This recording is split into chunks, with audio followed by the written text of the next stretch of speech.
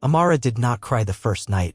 The silence in the house was a new and living thing, a presence so thick it felt like it was pressing in on her, absorbing all sound. The ticking clock on the mantelpiece, once a gentle rhythm of their shared life, now hammered out a lonely, frantic cadence. For hours, she sat on the edge of their bed, her hands folded in her lap, her gaze fixed on a small, almost invisible water stain on the ceiling. It looked like a faded map of a country she would never visit. James was gone. The thought did not arrive like a lightning strike, but seeped in slowly, a cold tide rising around her ankles, then her knees, then her heart. The space beside her in the bed was not just empty, it was a chasm, a void that pulled at the very air she was trying to breathe. She traced the crisp, unwrinkled sheets on his side, a testament to a departure so neat, so considered it felt more violent than any shouted argument ever could. The second day was a symphony of unanswered calls. Each ring on his phone, unanswered and sent to a voicemail that was suddenly, inexplicably full, was another small death. She called his office, her voice a stranger's in her own ears, bright and brittle. "I was just wondering if James made it in okay this morning?" There was a pause on the other end, a shuffling of papers, and then a woman's voice, professional and detached, delivered the blow. James submitted his resignation 2 weeks ago. His last day was Friday. The phone slipped from her fingers, clattering onto the hardwood floor. 2 weeks. He had lived with her for 2 weeks, kissing her goodbye in the morning, asking about her day in the evening, all while knowing he was erasing himself from her life. The camera in the viewer's mind pulls back, showing her small form in the large, quiet house, a single stunned figure in a diorama of betrayal. The full scope of the deception was a mountain range she could not yet see, its peaks hidden in a fog of disbelief. It was the envelope that finally broke the dam of her composure. Tucked neatly under his favorite book on the nightstand, it was addressed simply to Amara. Her name, in his familiar, sloping script, was a cruelty. Inside, the letter was short, clinical, devoid of the poetry he had once wooed her with. It spoke of feeling trapped, of needing a different life, a life she was not a part of. There were apologies that felt like salt on a wound, hollow and self-serving. But it was the final line that shattered her. "The financials are on the desk. I'm sorry it had to be this way, the financials." She walked as if in a trance to the small mahogany desk in the corner. It was not a loving archive of their shared dreams, but a tombstone. A stack of letters bound with a rubber band. The topmost one was from the bank, its logo a stark red. The words swam before her eyes. Notice of foreclosure, beneath it credit card statements with balances that made her stomach clench, loans taken out in her name that she had never known existed.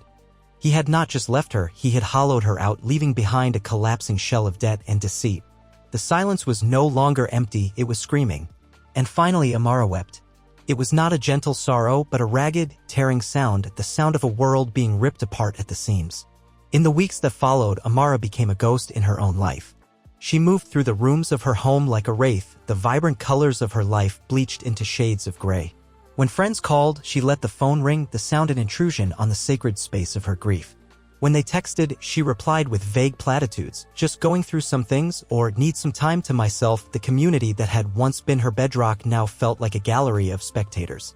She could feel their whispers when she made a rare trip to the grocery store, their pity a heavy cloak she did not want to wear. Their well-meaning questions, "How are you, really?" felt like prodding a bruise. How could she explain a pain so vast it had no words? How could she say that the man they all admired, the charismatic, generous James, was a phantom, a carefully constructed lie? So she retreated, building a fortress of solitude. The isolation was both a poison and a comfort, a self-inflicted punishment that felt like the only form of control she had left. The full betrayal was not a single event, but a slow, agonizing excavation. Each new piece of mail, each phone call from a creditor, was a shovel digging deeper into the ruins of her life. He had not only spent their savings, he had mortgaged their future, cashing in on a life he had no intention of living with her. Her name was attached to everything, a web of legal and financial obligations she could not escape. The life she thought she was building, the cozy home, the plans for a family, the comfortable partnership, was a lie. It had all been a stage, and he was the only one who knew the play was a tragedy. This realization was a deeper wound than the abandonment itself. It did not just break her heart, it broke her reality. Every memory was now tainted, Every shared laugh a performance. Every whispered, "I love you," a calculated deception. She was not a grieving partner, she was the victim of a long con, and the shame of it was a physical weight, a backpack full of stones she carried from room to room. In the cavern of her despair, God became the ultimate betrayer. Her faith, once a simple, comforting tapestry, now seemed like a cruel joke. She would pick up her Bible, its pages worn from years of gentle study, and the words would feel like ash in her mouth. Where was the shepherd who was supposed to lead her beside still waters? She was drowning in a flood. Where was the God who promised to be a fortress in times of trouble? Her walls had been torn down from the inside. Prayer became a monologue addressed to a deaf and silent sky. She would kneel by her bed, the place of so much prior intimacy and hope, and the only thing that came out were bitter, angry questions. Why? Why did you let this happen? Did you watch him lie to me every day and do nothing? Was this a test? Am I a joke to you? The silence that answered her was not peaceful, it was accusatory. It confirmed her deepest fear: she was utterly and completely alone. Abandoned by man and seemingly abandoned by God. Her body began to echo the neglect of her spirit.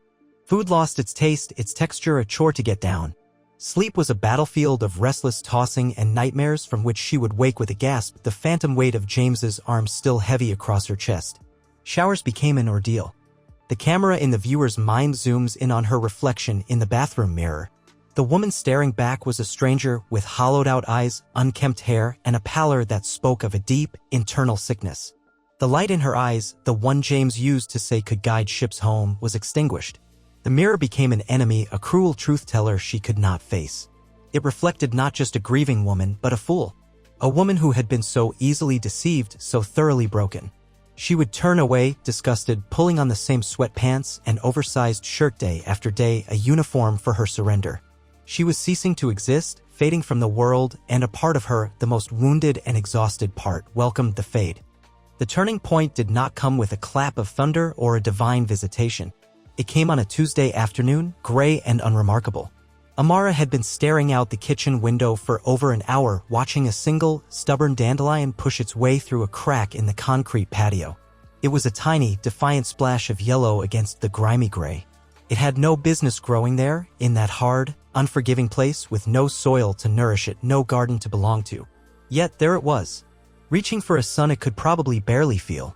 Something about its absurd, tenacious grip on life resonated in a place deep inside her that she thought had died. It was not a message of triumphant hope, but a small, quiet whisper.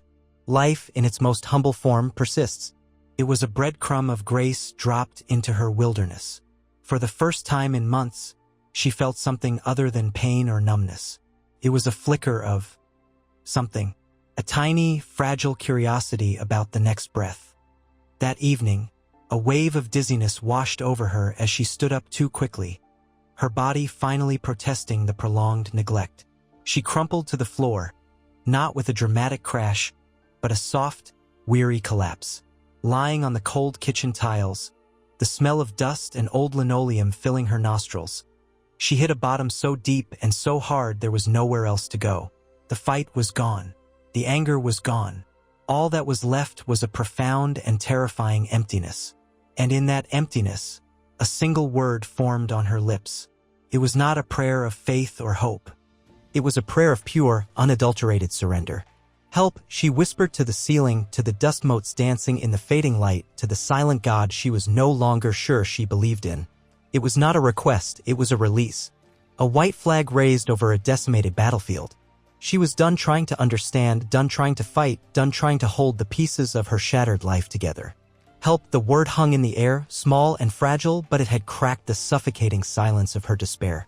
The next morning, she woke up still on the kitchen floor, a crick in her neck and a strange sense of clarity in her mind.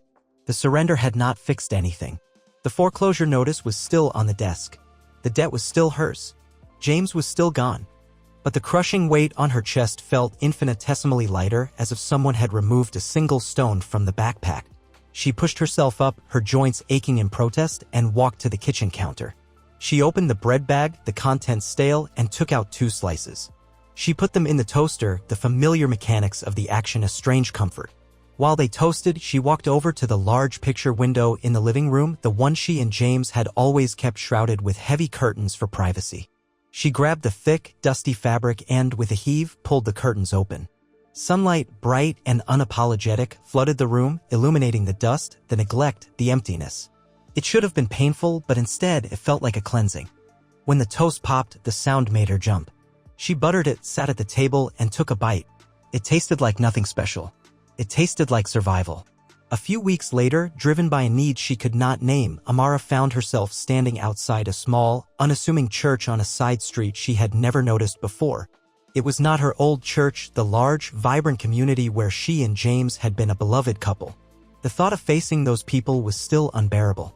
This place was different. It was a simple, slightly weathered building with a hand-painted sign that read, "The Wellspring." She slipped in a side door and sat in the back pew, her head bowed, hoping to remain invisible. There were no grand pronouncements, no soaring choir. There was just a small gathering of people who looked normal. Some looked tired. Some looked joyful.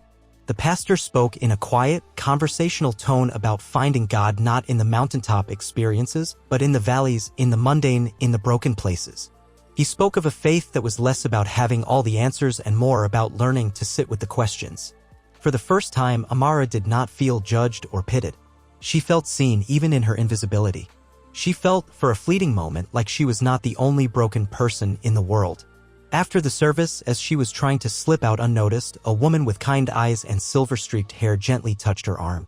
"I haven't seen you here before," she said, her voice warm like chamomile tea. Marielle, Amara tensed, preparing for the inevitable questions, the prodding into her pain. But they never came. Instead, Marielle simply said, "That was a hard sermon to hear when your heart is heavy. Would you let me buy you a cup of coffee?" In the small cafe next door, Amara found herself talking. The words tumbled out, hesitant at first, then in a flood, a torrent of grief and betrayal and shame. Marielle listened. She did not offer platitudes or scripture verses. She just listened, her presence a quiet, sturdy anchor in the storm of Amara's telling. When Amara finally fell silent, exhausted and raw, Marielle reached across the table and placed her hand over Amara's. "My friend," she said softly, her gaze unwavering, "you have walked through fire. But you are not burned beyond recognition. And you don't have to be okay to belong here. You just have to be." That simple permission, the permission to be broken, was the most profound grace Amara had ever received. Marielle began to gently, persistently, draw Amara out of her fortress. She would show up with groceries, not asking if Amara needed them, but simply leaving them on the porch. She invited her to a small group that met at the church, not for Bible study, but to pack lunches for a local women's shelter. The first time Amara went, she was terrified. She felt fraudulent, a broken person trying to help other broken people. But as she stood in the church basement, spreading mayonnaise on bread alongside other women, a strange thing happened. The work was simple, repetitive, and it quieted the frantic noise in her head. She listened to the other women chat, their stories a tapestry of everyday struggles and small victories. No one asked her about James. No one asked her about her house. They just asked her to pass the mustard. In this low-stakes act of service, she found a purpose, however small. Her hands, which had felt so useless for so long, were now doing something good. She was discovering that her wounds did not make her useless. In a strange way, they were becoming a source of quiet, unspoken empathy. Just as a fragile sense of stability began to take root in Amara's life, a new storm gathered on the horizon. She had started volunteering regularly at the shelter where the church sent its lunches, finding a strange comfort in the chaotic, resilient energy of the place. She was good at it. Her own experience of loss gave her a unique ability to connect with the women there, to see the person behind the pain. One afternoon, a small fund for residents' personal needs went missing from the office. It was not a lot of money, but its disappearance sowed seeds of distrust. A newer resident, a woman named Chloe with a troubled history and a sharp tongue, pointed a finger at Amara. "She's always so quiet," Chloe said to the shelter director, her voice laced with suspicion. "Acts all high and mighty. Maybe she's not who she says she is." People with perfect pasts are usually hiding something. The accusation, baseless and cruel, struck Amara like a physical blow. It was a distorted echo of her past, the hidden secrets, the person who was not who they seemed to be. For a terrifying moment, the ground beneath her felt like it was crumbling all over again. The old Amara would have shattered. She would have retreated into her shell, the shame and injustice overwhelming her, confirming her belief that the world was a hostile, punishing place. But this time was different. The foundation, though new, was deeper. That night, she sat in her quiet house, the fear a cold knot in her stomach. The urge to flee, to abandon the shelter and the fragile connections she had made, was immense. But then she thought of Marielle's words, "You don't have to be okay to belong." She thought of the dandelion pushing through the concrete. Instead of spiraling into despair, she did something radical. She opened her journal, a gift from Marielle, and began to write. She wrote down her fear, her anger, her feeling of profound injustice. And then she wrote a prayer. It was not a prayer for vindication or for Chloe to be punished. It was a prayer for steadfastness. "God," she wrote, her pen scratching across the page, "I don't understand this. It hurts. But I choose to trust you in this darkness. I choose to believe you are here with me even when I can't feel you. Hold my heart. Keep me from becoming bitter." She chose faith not as a feeling but as an action. An act of defiant trust in the face of fear. She returned to the shelter the next day, her heart pounding but her resolve firm. She did not confront Chloe. She did not plead her case to the director. She simply went about her work with a quiet dignity that was its own form of strength. She met Chloe's glares not with anger, but with a sad, steady gaze that held no malice. She continued to serve the women, her actions a silent testament to her character. 3 days later, the truth came out. The money had not been stolen, it had been misplaced, tucked into the wrong file by a flustered administrative assistant. The director apologized profusely to Amara, her face etched with regret. But the true vindication came from an unexpected source. Chloe found her in the hallway, her usual bravado gone, her eyes downcast. I was wrong," she mumbled. "I'm sorry. When things go bad, I just look for someone to blame." In that moment, Amara saw not an antagonist, but a mirror of her own past self, a soul lashing out from a place of deep pain. "I understand," Amara said, and she meant it. The trial had not broken her. It had forged her. It had solidified her faith, rooting it not in the soil of comfort and ease, but in the rocky, difficult ground of real life. The experience of the false accusation unlocked something in Amara. The pain, once a source of private shame, began to transform into a source of public strength. One evening, during a sharing session at the shelter, a young woman spoke of the shame of being deceived by a man she loved, of feeling foolish and alone. As she spoke, Amara felt a powerful, undeniable nudge. Her heart hammered against her ribs, but she knew she had to speak. Standing before the small group of women, her voice trembling at first, she began to tell her own story. She did not sanitize it. She spoke of the silence, the foreclosure notice, the mirror she could not face, the anger at God. She spoke of the hollowed-out feeling, the long, slow climb back. As she shared, something miraculous happened. The shame that had clung to her for so long began to dissipate, burned away by the light of vulnerability. The women in the room listened. Their eyes filled not with pity, but with recognition. In her specific pain, they heard the echo of their own. Her story gave them a language for their suffering and a glimmer of hope that survival was possible. Her authentic voice, born from her deepest wound, was becoming her ministry. Her healing found its most profound expression not in receiving comfort, but in giving it. A new woman, Sarah, arrived at the shelter, her eyes vacant with the same shock Amara recognized so intimately. Sarah would sit alone in the common room, staring at the wall, refusing to eat, refusing to speak. The staff tried to reach her, but she was locked inside a fortress of fresh grief. One afternoon, Amara sat down quietly in the chair next to her. She did not speak. She simply sat, her presence a silent offering of solidarity. After a long while, she said softly, "The silence is the loudest thing, isn't it?" Sarah's head snapped up, her eyes locking with Amara's. For the first time, someone had understood without needing an explanation. Tears began to stream down Sarah's face, and she began to talk. Amara listened, just as Marielle had listened to her. She did not offer solutions, she offered presence. She became the human anchor she herself had so desperately needed. In helping this woman, this mirror of her former self, Amara saw with breathtaking clarity how far she had come. The act of tending to Sarah's wounds was the final, healing balm on her own.